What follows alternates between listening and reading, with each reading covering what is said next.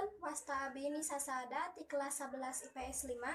Di dieu abdi bade ngadukikeun biantara ngeunaan ciri-ciri jalma soleh. Assalamualaikum warahmatullahi wabarakatuh. Puji sinareng syukur mangga urang panjatkeun ka hadrat Allah Subhanahu wa taala. Kasadaya limpahan, rahmat, sarta hidayah urang tiasa kempel di tempat ieu dina kaayaan sehat walafiat.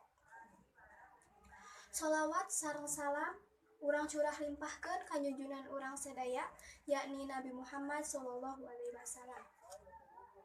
Mugia urang sadayana kalebet kana umatna anu diberkahan ku Allah Subhanahu wa taala. Amin ya robbal alamin.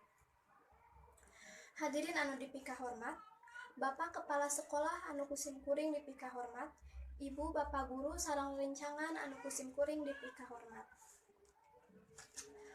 Dina danget ieu, sim kuring bade ngadugikeun biantara ngeunaan ciri-ciri jalma soleh. Hadirin anu dipika hormat, soleh teh sifat anu kudu aya di tiap jalma. Sabab ku jalan soleh urang tiasa takwa ka Allah Subhanahu wa taala. Tapi kiwari mah loba jalma nu hayang soleh tapi teu apal kumaha jalanna. Dina Al-Qur'an surat Al-Imran ayat 114 dijelaskeun ciri jalma soleh teh aya 4. Nyaeta kahiji iman ka Allah sareng ka poe akhir. Sabab jalma nu boga kaimanan bener moal gagabah dina ngalaksanakeun ibadah ka Gusti Allah, hartina bakal ngerjakeun nurutkeun kana syarat.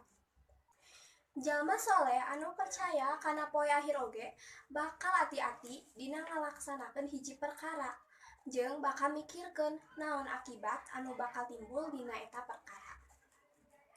Hadirin anu dipika hormat, nu kaduana nyaeta marentah kana ma'ruf. Naon ari ma'ruf teh? Nurutkeun kana ulama, ma'ruf nyaeta perkara anu dinilai bener ku aturan, syara jeung adab. Hartina jalma soleh mah sok paduli kana perkara anu bener bari ngajak kana eta parentah. Contona salat, puasa jeung sajabana. Terus ma'ruf nurutkeun adab, contona datang ka sakola tepat waktu. Jalma soleh bakal ngajak ka perkara anu bener, hartina moal nyaman ngalakukeun kahadean sorangan.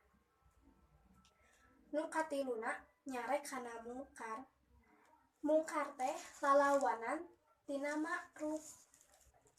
Hartina sagala perkara anu dianggap teu alus ku hukum syara jeung adab.